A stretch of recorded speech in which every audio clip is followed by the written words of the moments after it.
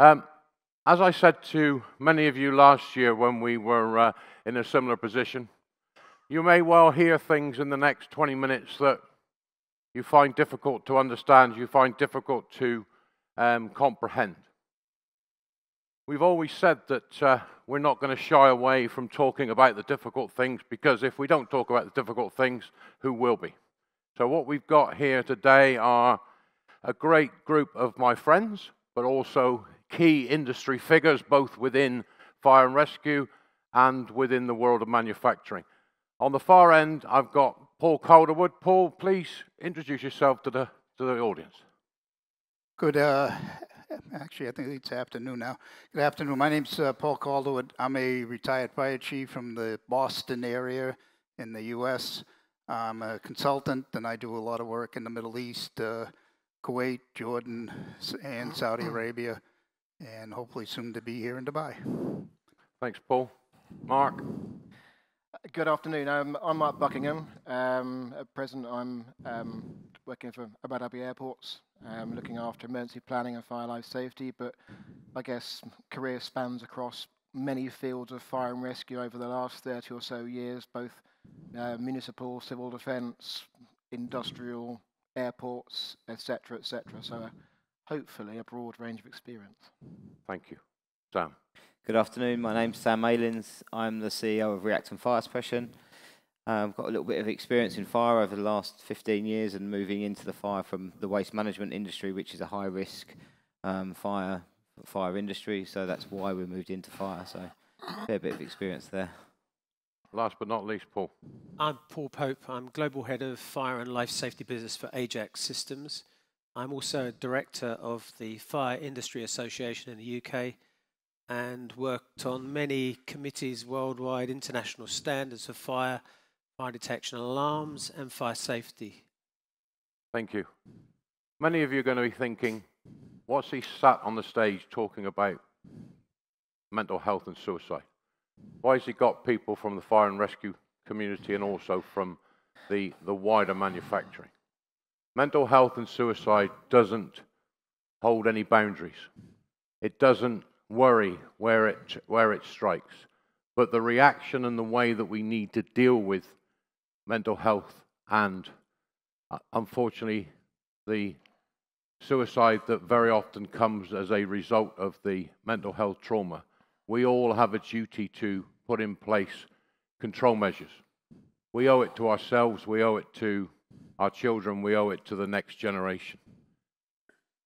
When we sat down as a panel to discuss how we were going to approach this, we looked at the whole spectrum of experience, and I'm going to call on Paul first to give us an understanding. Paul's spent 40 years and counting in the realm of fire and rescue. Paul, explain what it was like when you came in on the job 40 years ago. As far as especially the mental health aspect of it, it was non-existent. It took probably another, I started, in the 70s. It wasn't until the latter half of the 90s that we saw any kind of mental health activities. A lot of it started off with the development of critical incident response teams that would go in after a major event. But prior to that, if you, complained that something bothered you, your crew would look down on you that you were weak. And they would say, toughen up, put your big boy pants on and get back in there and do the job. And it took a long time to, for people to realize, but in that time, people that were exposed to events, accidents, fires, they were traumatized by it and didn't know how to properly handle it. A lot of them turned to alcohol, self-medication, to deaden the pain. And all it did was make the problem worse. And in some cases, it ended up in them taking their lives. And we always, we would always say, I have an open door. When I was the chief, come sit, talk with me. All you have to do is talk. If you want help, I'll get you help. But it took a long time before, you know, the fire service, you know, woke up and saw that we have to take care of our own. And it's gotten better, but there's still a lot more we can do. Yeah, and Paul touched on there about being looked down on and looking and being seen as being weak. We've got to also remember is that we all know the career firefighters that work full-time at a fire station. We've also got volunteers and retained duty systems. As soon as they get back to the station, they get in their car and they go home. There's no ability to diffuse any of that away, and very often their families are the ones that take the brunt of the low mood and the issues resulting in it. We all have a duty as leaders to look at how we protect ourselves, and more importantly, well, as importantly, how we protect those that are working with us and for us. Paul, when you and I sat the other evening talking about how it is very close to home to all of us in terms of how we've had to deal with and seek help to deal with mental health, I think it would be remiss if we didn't ask you to recall the story with the incident of suicide and how that affected you, how that affected your captain and the rest of that crew, and how we go about putting in place the necessary control measures. A number of years ago, I was actually the acting chief. I had just left the station, and they got a call for medical aid, and I was literally right down the street from it. So, and it said, you know, possible suicide. I responded in. They came in right behind me. I didn't realize it at the time until I recognized the family members, that I knew the family. It was the son of one of my dispatchers, and she took the call from her other son, saying, "I just found him hanging in the closet." I ran up the stairs, 3 floors, found him. The crew came in behind me, and we were trying to undo the belt that he hung himself with, and it was difficult. So I gave a barrel hug. I lifted him up, and I'm yelling to the captain, "Untie it, untie it," and he froze. So I yelled to one of the other firefighters, "Untie it." And he finally did. We get him down on the floor. I look at him. He'd been there for obviously a long period of time. I did not want the family to think that we didn't do our job. And we used to have a code word, Academy Award. That means we're going to do everything that we normally do if we thought we were going to save that person. So the family is going to be traumatized enough. The last thing they need to see is us just watching a body lay there on the floor. So we did CPR. The paramedics came in. I used the same code word. They fully understood. When we got downstairs, the mother was just pulling up. She just left the dispatch center and saw us working her son going out to the ambulance. And she said, you know, when we saw her at the funeral later, she thanked us for what we did. Knowing full well that we didn't really do anything, that he was gone. My captain, when he saw the boy hanging there, he envisioned his own son. He looked exactly like him. My captain never came back to work. It bothered him so badly.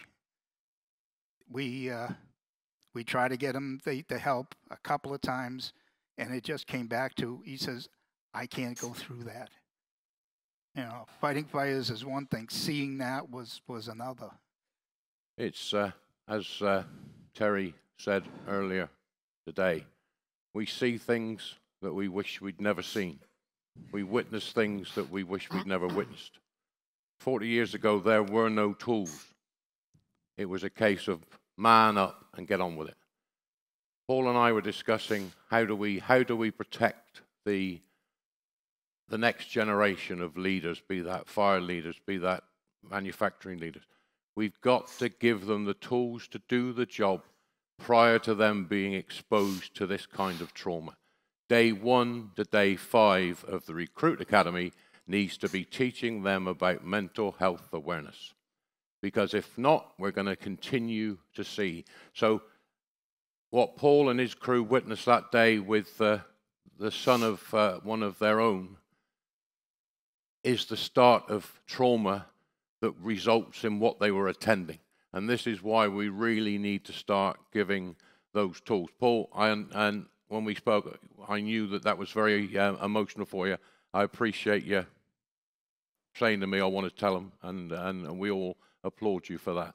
I'm going to turn now to Sam in relation to life as a leader, running companies on numbers of continents with numerous staff, and how a company is able to continue to run when one of its leaders is suffering themselves, and how we look at putting in place control measures to ensure that companies can continue to operate when a leader is affected by mental health. Sam, I know you very kindly have come back for version 2 of this panel. You were with us last year. Tell your story for us. Thought you were going to choose me after that story. I'll catch my breath a little bit. I think since last year, for me, it's been a bit of a roller coaster. Last year I was in a pretty good place, and throughout the year it's gone up and down. I think it's mental health is a bit of a spiral effect, as Paul touched on, and you can see what can happen. You don't see the early signs, but you can see what it can lead to. So, you know, I've thought about it a lot. I mean, it's, as we probably know on this panel, it's something that you actually think about pretty much daily, and quite a lot of the day sometimes. So I wanted to touch on how important it is for the leaders of the business to be doing the best they can to make sure that their mental health is as good as it can be, and that cascades down, because I think, as I said to you, Duncan, over the last year, since sitting here last year, I've had a couple of staff need support. One particular when I was in a better place and they got the support they needed, and one when I wasn't in such a good place, and I could tell the difference in support that they get. So I think, you know, we've got, for the businesses now, we've got a helpline. I know for this particular case where I think we could have done better in supporting, they did call the helpline and they did still thank us as to what it did. But it's still, like I said, it's a spiral, and it depends where you catch someone. If you know, and it can be too late as well, as we've found out. So, like we said earlier, it's good to talk. I actually talk about my experiences quite openly, and I know a lot of people don't. I think the majority of people actually don't talk about it openly. I think that's just my personality. I don't know if I find it any easier. I know last year when I was kind of going through the more struggles of it, it was I actually found the more I talked about, the worse I felt. So everyone's slightly different, and I think it's really important that the safety mechanisms are put in place, from someone being within the team that people can talk to phone numbers that are anonymous that they can talk to, because people don't always want to talk to people they know. HR, they might know them, they might know someone that knows them. So the sum up is, as a leader of the businesses, I know how difficult it is, and we still find it very hard to implement quite the strategy that should be through the businesses. You know, like I think I touched on it last year, which is all the management team have to be aware of how important it is, and as soon as a manager doesn't become aware of how important it is, then that's when it starts to fall down. So awareness, just like a lot of what we've been talking about today, is a huge factor in this. Very much so, and I think that the fact that you acknowledge, and as we all do, are happy to share and discuss our own mental health issues with others to hope that it aids and benefits somebody. There is such great work going on now with mental health first aid training. Very, very simple series of steps that individuals can follow when they see things that don't look quite right. And as you say, some people will keep it to themselves, they won't open up. But the more we can be open and they can see that we're being open, and as yourself at the head of an organization, and show that the governor's put his hands up that he's had an issue and he's dealing with it, that means that there's nothing to be afraid about. And by putting in those control measures and looking at legislation says you have to have a number of first aiders within a workplace. So if somebody cuts their bloody finger, you put a bandage on it. But the legislation doesn't say that we have to have first aiders for mental health. Why? What's the difference? We need to start saying just because you can't see somebody bleeding doesn't mean to say they're any better than the person that's got blood coming out of their finger. So just because legislation doesn't say it's required doesn't mean that you can't really put a flag in the ground and say, we're going to train a certain number of members of our teams to look after us when we are suffering. Paul, I'm going to come to you next. Mark, there's nothing personal, right? I won't tell them any of the stories of our past, I promise. For those that were here last year, Paul told us a very, very emotional story. Paul's father was a very highly respected officer within London Fire Brigade. Paul's father died as a result of contracting mesothelioma through his work within London Fire Brigade. Paul told a story of how his family lived with that all the way through Brian's illness and the effect that that had, and the lack of a support mechanism with an organization that was more concerned about protecting itself against litigation than the person that was in bed dying and the family that were there to cope for him. So Paul is a huge advocate of mental health awareness within industry. And Paul, we talk about that support mechanism. I'm sure that if your mum, you and your siblings had a greater deal of support, the mental health issues that you've suffered would have been a lot easier. Yeah, absolutely. I mean, let me just put this into perspective about our industry globally. What I like to talk about is if you're in fire, and particularly if you're in fire and rescue, anywhere in the world, you're welcomed with open arms as a family of fire. You can go to anywhere, and if you're in fire, someone will reach out to you in trouble. And we are a global fire family. So we are family, and I like to think of it that way. The trouble is when you have the family of the family, those are members of the family behind the firefighters, behind those people that put themselves at risk in their daily lives, and those people that manage their staff, and they control their staff and put their staff into conditions that they can't control.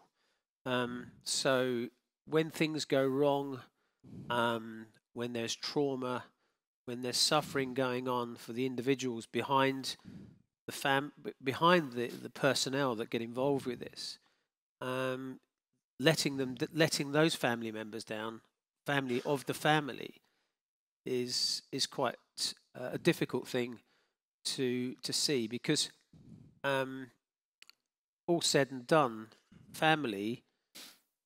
So I supported, my mum supported, and my family supported my father in his job. It was his job, it was his career, it was his life. And he knew at the end of the day that he was dying, and it was a very, very nasty way to go.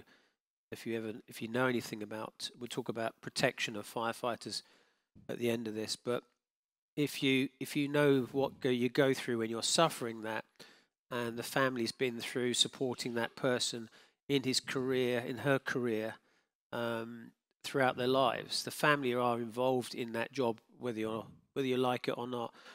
Fortunately, I like it. I love this industry. I love what we do. I love the fact that every day makes a difference to people's lives. My father, even though he knew the outcome, he told me, and I repeated this at the coroner's inquest, that he would not change a single thing, and he took risks. He took risks that he shouldn't have taken. He did things that he shouldn't have done in the job, but he did it because he had to make a decision during those circumstances. Somebody else's life was at danger. He put himself in positions that he shouldn't have done, but he did it because he couldn't live with himself if he didn't do it. And I think the message is we are a global family, and the family behind those people that serve in our industry are just as important. And when there is trouble, you need to reach out to those as if they are the person involved himself. So looking after the family and their mental well-being is very important, but equally they're putting them in danger every day with the contamination levels that go on in buildings. We all need to play a huge part in taking this issue further. It's nobody's fault with contamination and the problems that happened to my father. There's nobody at fault with this. It's an industry problem that we all need to solve. And it is a problem that's going to develop after they finish their careers. These issues with contamination, in particular mesothelioma and carcinogenous cancers and things that they're exposed to in their careers. These things come on later on after their careers, long after possibly they've left the service. That still doesn't mean they're not part of the family, even though they've left it. Exactly, and I think the thing that I'm taking away from this, and we'll start to actively say, is that the coroner said Paul's father was killed because of died because of his job. As soon as a person line of duty death, the family are dropped. The fire service have no procedures in place to protect the family of those that have been left behind. And that's no different within industry. As it stands on the majority, there are organisations out there that put in place procedures to ensure that the families of workers killed as a result of their employment are looked after. But if we want to be showing the caring and compassionate family that we all love being a part of, we've got to remember the ones that are left behind after the family of us has gone. So, yeah, thanks for that, Paul. Much appreciated. And so, Mark, you and I's friendship goes back a long way, and even though we live either sides of the world, we still keep in contact. Your career, like you say, has taken you through the British Fire Service, is now taking you into industry, and now your work and role within the airports. I know you've got experience of losing a team member by suicide and the issues that surround that when you're working in a country that is not of your origin. Just broadly tell us about how difficult that is to manage when you're working with different cultures. Yeah, thank you. I mean, first of all, thanks for your account earlier. That was emotional for you and everybody else, I think. So that was huge. And also, it's great to hear a leader in an organisation speaking the way you have done too, and setting the right message, moving down the organisation. But to come back to what you basically said, I think in recent times, I lost a team member in this country, and this person came from this country. And of course, I think what I kind of take out of this and always saying is that I think globally we're on quite a journey, and I probably think we're only really scratching the surface at the moment, because certainly the cultural changes that we've been through in the UK are something which is also happening here, I think, but further down the line. So, for example, we have got good awareness back in the UK. We're starting to talk more, all those kinds of things. but I believe culturally in these parts of the world things are slightly different in terms of how things are basically seen. Now I do know that there are excellent mechanisms in place in this country now for intervening and supporting people and families, but ultimately it's something which is probably not the most highly thought of and probably not spoken about aspect, but I believe it's on the journey. So for me personally, it was quite challenging to kind of see certain things occur and see how they were basically handled. But like I said, I've spoken to a lot of people about this because it affects me too, right? To really understand actually what's happening, where things are going. So I'm positive that things are going in a great direction everywhere. And I guess what I'm finding is that everyone is on a journey. You spoke about awareness, Paul, back in the 70s. Well, I joined the fire service in the UK in 1995, and there's not a thing mentioned around this type of stuff. And we were talking about the dark humour that we were expected to basically deliver. So everybody has been on this is somewhere on the journey. And for me, reflecting, we have lots of awareness. We do training. There's white papers, and my wife teaches mental health first aid. I know what it's all about. It's all about recognising and signposting. But for me, for us to be able to really make a difference on this stuff, I think we need to consider everything around mental health, management, recognition, follow-up, intervention, as much of the basic skills of a firefighter as it is running out a hose. We need to implement it there. We need to implement it in how we select people. It needs to be a fundamental all the way through, including when we go through the various officer and rank trainings, rather than it being a course that someone gets sent on because it's currently a hot topic. We've got to move away from it being a hot topic to being a fundamental. So that's what I'm thinking. That there was quite a journey that we were all on, and I've kind of been thinking a lot about what do we do now with this awareness to turn it into change in practice and an embedded cultural change. Exactly, and I think that I very often use a phrase about dealing with the must-dos and not the nice-to-dos. At times, we need to we need to get away from the phrases that it's a nice-to-do. Just because we've got no statutory requirement to provide mental health first aid training to our staff doesn't mean to say that we shouldn't do it anyway, because it's the right thing to do. And you've heard some very, very personal stories, and Terry talked about the things that you wake up at night remembering. They're always there, but there are ways in which you can put them in boxes, compartmentalize them and lock them away so they don't come back as often and they get less and less and less.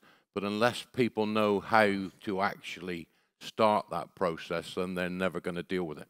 And so every one of you have got the opportunity to start making a difference.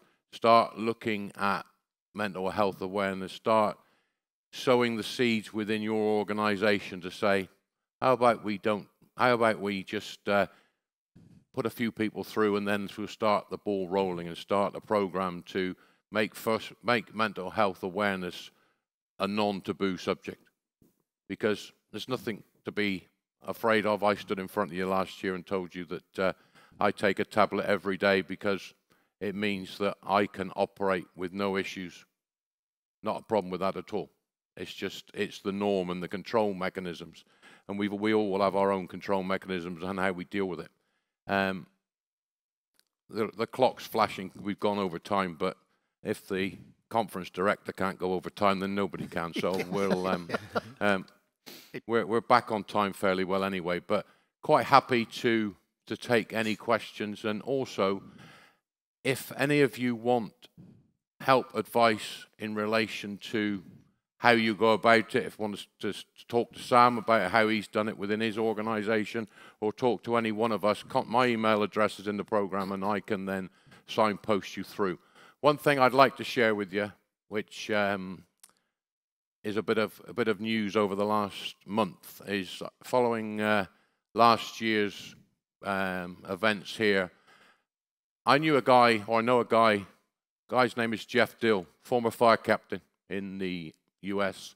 He now works as the behavioral health coordinator for the Las Vegas Fire Department. 2011, Jeff set up the Firefighter Behavioral Health Alliance. One of the things that Jeff has done for the last 10 years is teach mental health awareness, but he's also recorded and verified over 2,200 firefighter suicides within the US and countries that reach out to him to record it so that there are statistics there. Jeff approached me and asked if I would take on the role as their global ambassador, which I'm pleased to say I did, and I'm indebted to my governor, Ian Stokes, and Craig Stokes at Centurion Media for fully supporting me in that role and taking on the mantle as the one of the key media partners for the Alliance. So we are pushing things out there. We're making the awareness more. So again, there's information about that out on the table. Take as much as you want, and if it runs out, I can send you more details. So anybody got any questions? That's good. Absolutely perfect. So thank you, gentlemen. Oh, one moment. I just had one comment. It has gotten better for the firefighters. My ask is that we need to make it better for the families, and especially the significant other, the husband, the wife. You know, I come home from work and I'm torn apart. I don't want to tell her the things I saw, I smelled, I dealt with that day. I don't want to bring her down, but she knows I'm hurting. So there should be a program where they can realize how to diffuse the situation, get the significant other to talk, get it out of their system. And I would strongly suggest it be online. That way, you know, they don't feel bad about their, you know, they're all in a room and they're all, you know, talk, but just something that they can watch and listen to and realize they're not alone. All the other significant others are going through the same thing. That, you know, he comes home from work or she comes home from work, and what she went through that day, you know, was horrible. You know, the story we heard this morning about the mall and the daycare and 13 kids. Who went in and had to pull those kids out of there? What did they see? What did they smell? And all of those things are triggers. You know, it could be, you know, she burnt, you know, you go home and your wife burns the roast and you smell that burning smell, and all of a sudden now you got the flashback. And there's got to be ways that, you know, the whole family, you know, has to deal with this, and, you know, even the kids. Definitely. So take it that next step. Exactly. Take the next step and don't be afraid to talk. And remember, it's okay not to be okay. But when you're not okay, reach out to somebody that's willing to listen. And there's a lot of people out there. Gentlemen, appreciate it as always. Thank you very much.